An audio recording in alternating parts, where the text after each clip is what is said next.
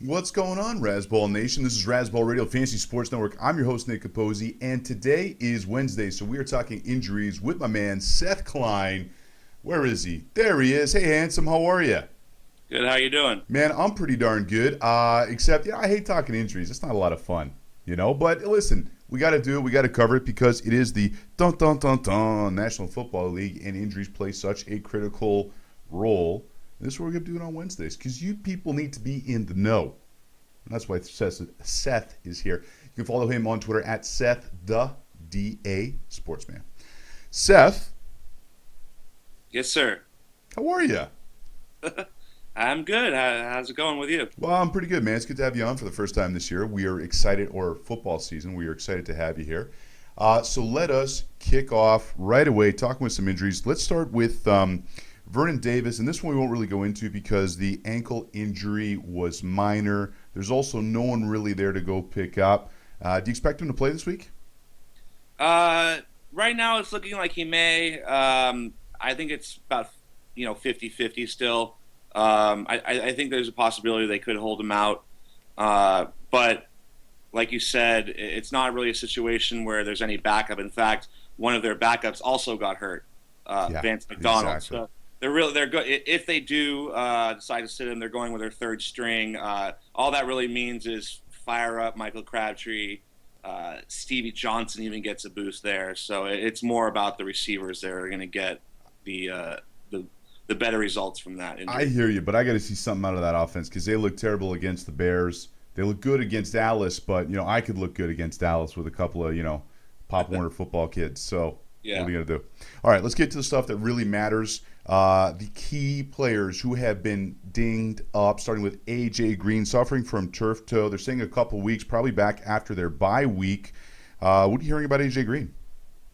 I haven't heard anything since about Monday. It's looking, it's more promising actually if it is a sprained ligament, which they weren't sure if it was a ligament or the turf toe. And turf toe actually is a longer recovery. There's my dog. That's okay. You want to put him on air? I'm kidding. No, let me just move. Okay. I guess I'll just keep doing the show while Seth takes care of some business. So, look, here's the thing with turf toe. It's a little bit freaky. If A.J. Green has turf toe, it's something that could be a nagging injury all season long, which kind of scares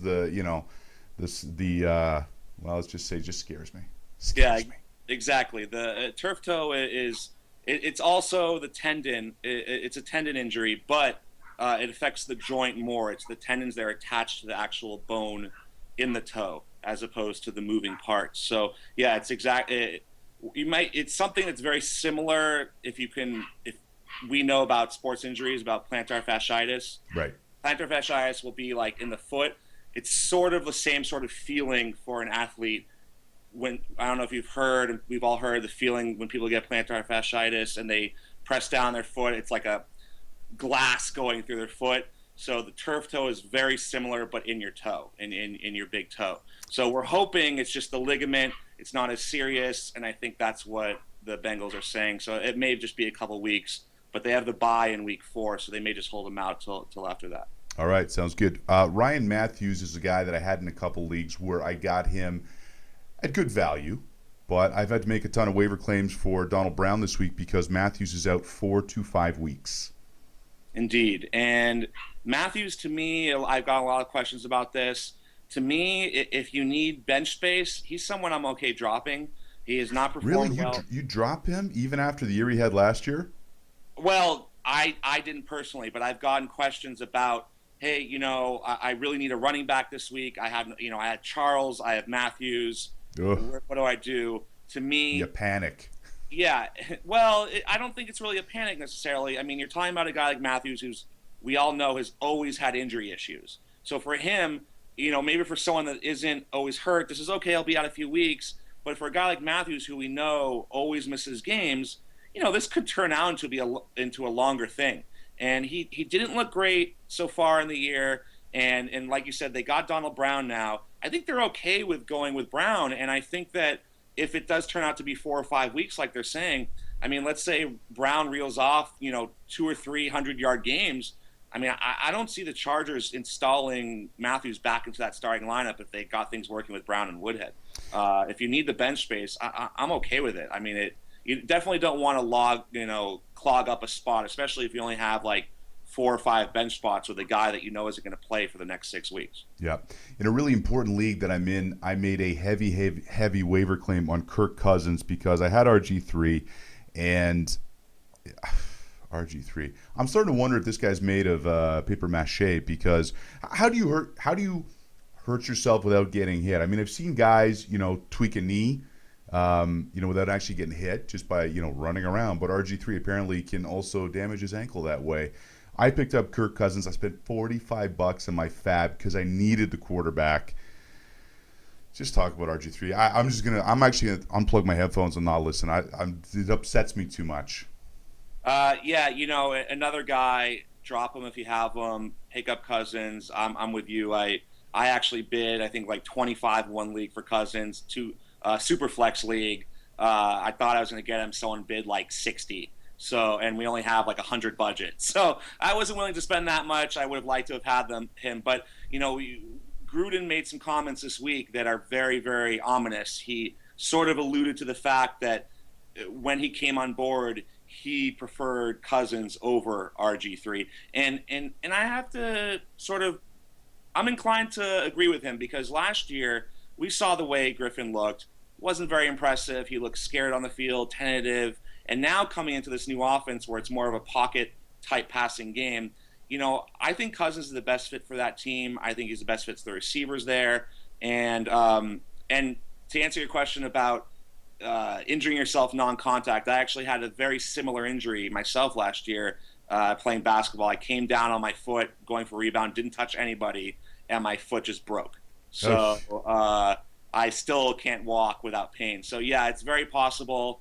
And especially a guy, like you said, made of paper mache, injury history. Anytime you have weaker knees, which he does, obviously, for the multiple ACL surgeries, everything else is going to be weak. So your ankles are going to be weak, and your back's going to be weak. They're all tied in. So he's a guy. RG3, just a lot of weakness there. Seth, we're going to come back right after this, talk some more injuries with Seth. I'm Nick Capozzi. This is Razzball Radio, Fantasy Sports Network.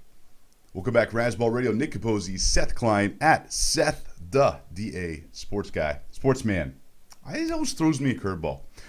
Speaking of curveballs, I got thrown a curveball this year by Mark Ingram's start to the year. Was running hard, was running fast, looked good, and then he goes and breaks his hand. Man, Mark. Keir Robinson to get there, but do you think he's going to have the same type of opportunity? I think that you're going to see them start passing a little bit more, but he should get the residual effect of those carries. A lot of people are saying Pierre Thomas, but to me, Pierre Thomas was already the guy in passing plays, third down.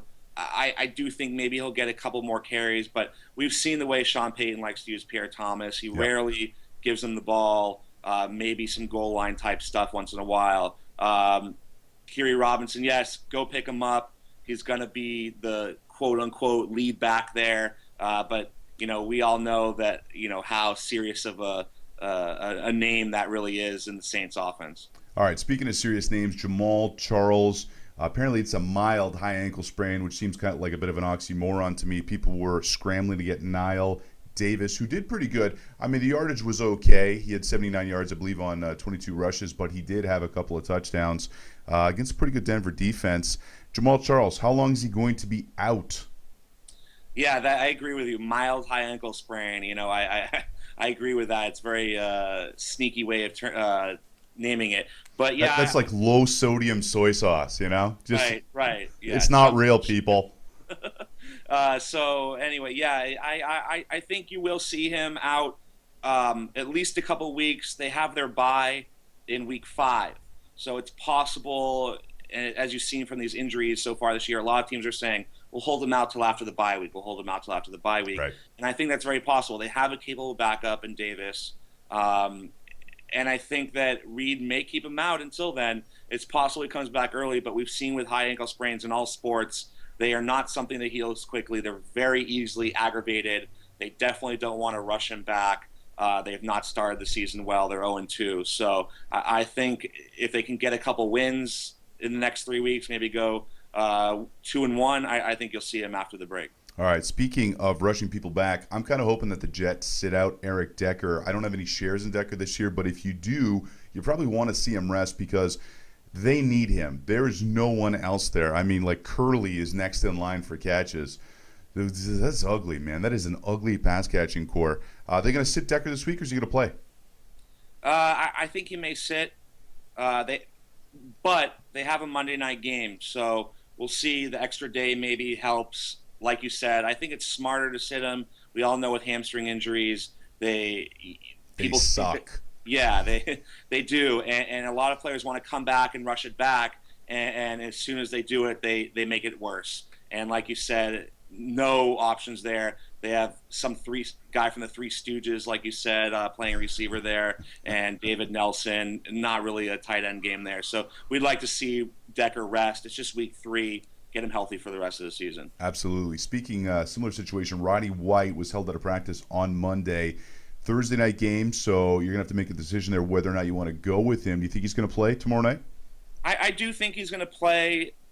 Again, you have the luxury of waiting till up to an hour before the game to decide and see if they keep him active or not. Whether I play him or not, on my teams that I have him, I'm benching him right now. The Bucs do have a good secondary, and the Falcons are not afraid to use Harry Douglas. We saw last game that White was already limited with a knee issue, and they admitted that they had his knee drained in the offseason. So, the guy's 32, 33 years old. He's got hamstring. He's got knee problems. This week I'm sitting him. Hopefully he gets some rest, and he'll be back soon. Okay. Doug Martin in that same game. We've talked about it quite a bit this week. We don't think Lovie Smith loves him. I didn't do that on purpose. And Bobby Rainey was pretty good against a pretty good front seven for St. Louis, even with Chris Long out. Is Doug Martin, where does he fit in your radar this year? I mean, even forgetting about the injury. What's your thoughts on Martin?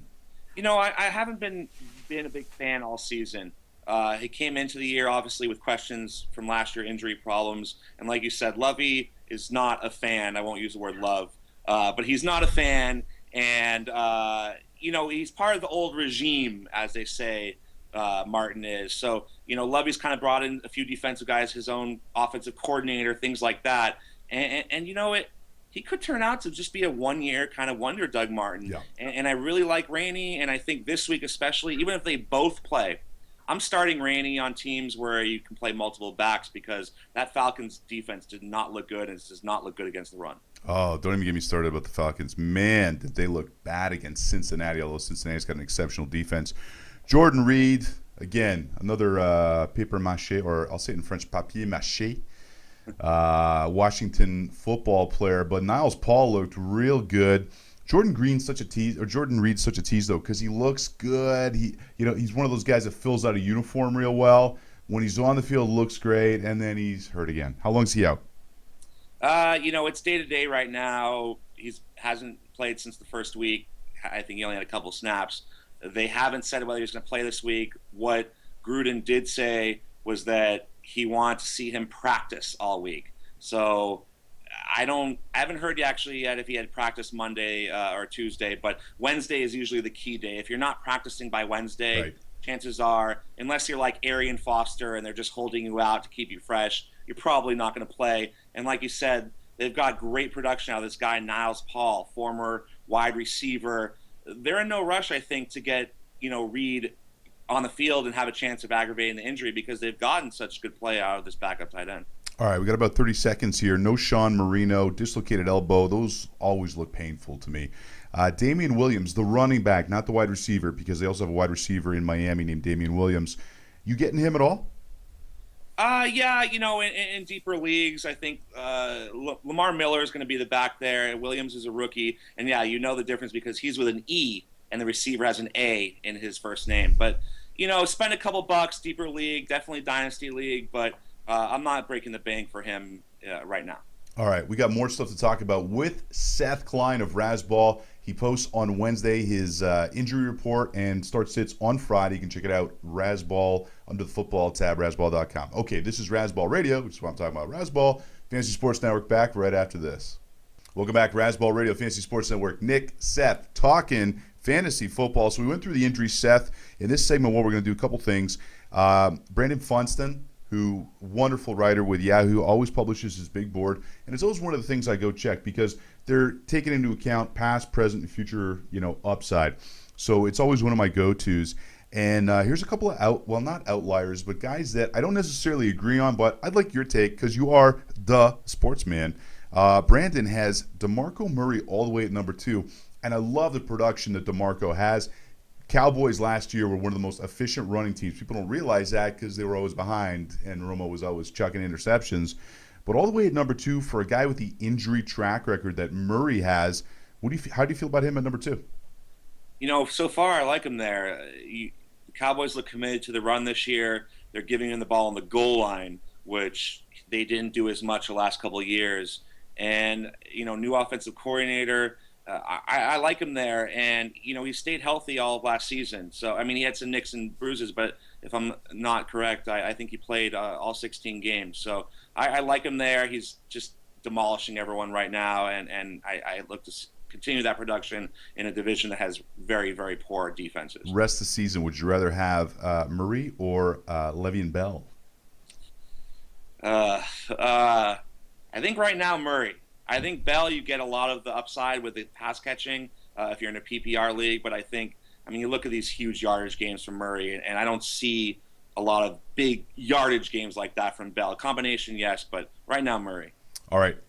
Brandon Funston on the Yahoo Big Board has Arian Foster all the way at number 4. That was another surprise for me just because he's carried the ball so much on pace right now. That's 2 games, so it's not a small sample size. It's like a tiny sample size, minuscule, if you will. I think we're going to see some Alfred Blue actually in this situation, but Foster, number 4, again, with that injury track record, seems a bit high to me. Yeah, a little bit high. I like the way he's run this year, but like you said, they're pounding it with him. We know the injuries. You keep giving the ball 25 carries a game. I think by the end of the season he's going to break down. Don't love the offense. I think their defenses look good. They've played against 2 pretty bad teams. I think that you're going to see games later in the year where they're behind. They're not going to be able to go to them as much. All right, at number 8 he has Julio Jones, which I love Julio. I think Julio has as much talent as any wide receiver in this league. Yeah, I said that, Calvin. I did. But ahead of Demaryius Thomas, which kind of surprised me because right now I'm a little bit worried about the Falcons. People were stumping them as a Super Bowl contender, but I'm not buying what they're selling right now. They look so shaky against Cincinnati, especially if Roddy's hurt, and now they're going to double or even triple team occasionally Julio Jones or cover him. All the way at number 8. I love Julio, but that's high. I agree. It's high. The Falcons to me, they're very similar to last year. Yeah, the main thing is they got Julio back, but their defense isn't good. They lost their best linebacker. Lost Sam Brown. And they don't have a good run game. And to open up the pass, you need a good run game. Steven Jackson is not looking good. If they can get to Devonta Freeman eventually, I can see it opening up a little bit more. But like you said, if Roddy White misses games and they have no run game and no more Tony Gonzalez, I think you're going to see them double team, like you said, Jones, and I think it's going to limit his opportunities. What do you think of Freeman? Do you like him? Because I'd like to see him get an opportunity. He's touched the ball. It's been so limited, but when he has touched it, he's looked pretty tough out there. You like him? I love him. Oh, really? Yeah, I do. That's a big word, Seth. That's a big word. I do love him. I saw him in college. Very explosive, great pass catching back, finds the holes, can cut to the outside.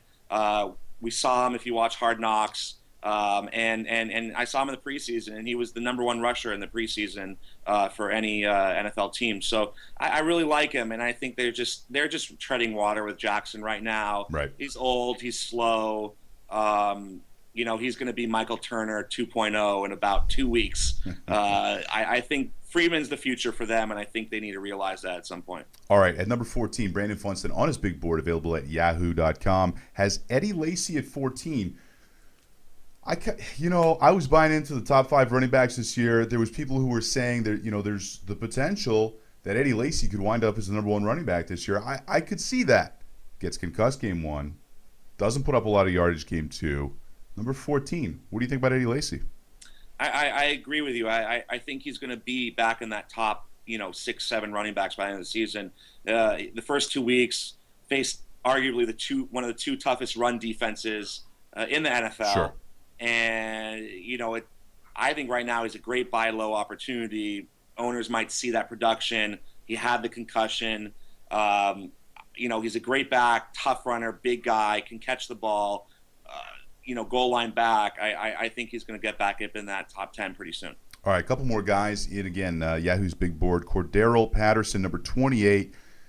I like Cordero. I think with the AP situation, which looks like he's going to miss an extensive amount of time, hurts him absolutely. But at 28, Cordero Patterson right now is ahead of Edelman, who I'm not a big fan of, but he's been the number 1 pass catcher in New England, and Darren Sproles, who's looked phenomenal in that offense.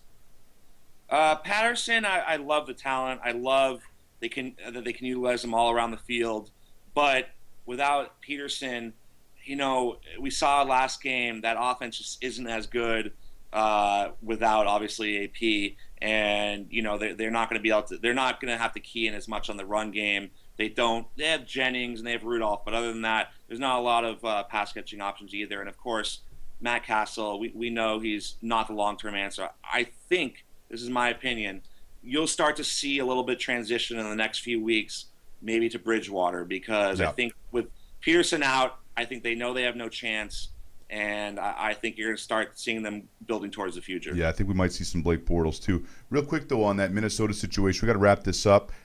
Vikings actually today have a press conference at noon Eastern to talk about this. Man, would I love to be in that room. Holy cannelloni. Give me a one-word answer here. Everyone's talking about Matt Asiata as the pickup there. I'm actually thinking McKinnon by end of season, or at the end of the season, will actually outperform Asiata. Which would you rather have, McKinnon, Asiata? McKinnon. There you go. See? That's why he's Seth the DA Sportsman on Twitter. Seth, man, love having you on. We're really excited that you'll be joining us every Wednesday because you know your stuff. This is the quality guest we get here on Razzball Radio. This is the Fantasy Sports Network. We'll be back tomorrow to break down some of the daily fantasy and the Thursday night game. Thanks for joining us. See you later.